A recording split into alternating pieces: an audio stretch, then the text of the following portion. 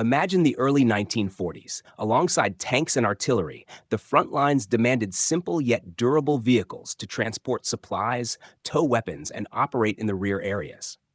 Answering this need was the Austin K5, a versatile 3-ton general service truck introduced in 1941 that became an indispensable part of British logistics during the Second World War. The design focused on standardization and ease of maintenance.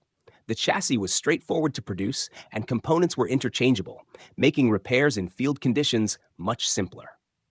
Series production ran from 1941 to 1945, with approximately 12,280 units built. The trucks served in North Africa, Western Europe, the British Isles, and other theaters of operations. Its technical specifications reveal its practical nature. The 4x4 wheel configuration ensured off-road capability and improved maneuverability. The truck's length measured 5.99 meters, about 19 feet 8 inches, width 2.21 meters, around 7 feet 3 inches, and height 3.02 meters, nearly 9 feet 11 inches. The empty weight was approximately 6,762 kilograms, about 14,909 pounds, with a payload capacity of 3 tons, roughly 6,614 pounds. Under the hood sat Austin's own 6-cylinder gasoline engine with a displacement of 3,995 cubic centimeters, about 244 cubic inches, producing 85 horsepower. The transmission included 4 forward gears paired with a 2-speed transfer case to engage 4-wheel drive, allowing a choice between standard and high-torque operation. This configuration made the truck easy to drive and highly reliable during long marches.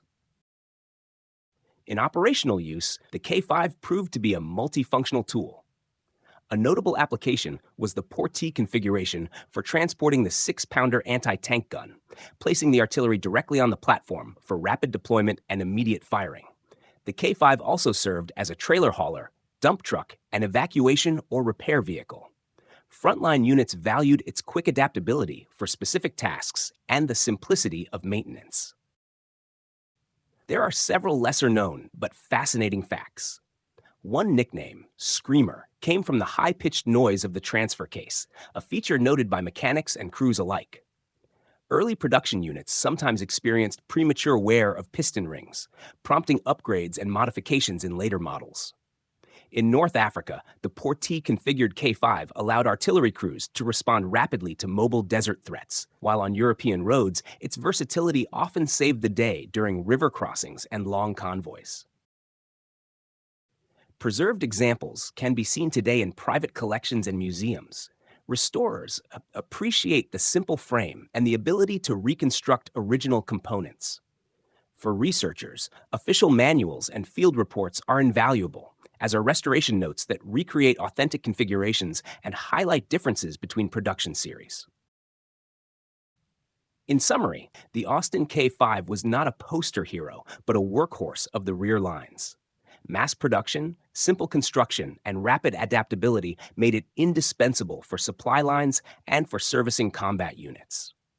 If you enjoyed this overview and want to see more content about the vehicles that supported the war effort, make sure to subscribe to the channel, leave a like, and hit the notification bell so you never miss new videos.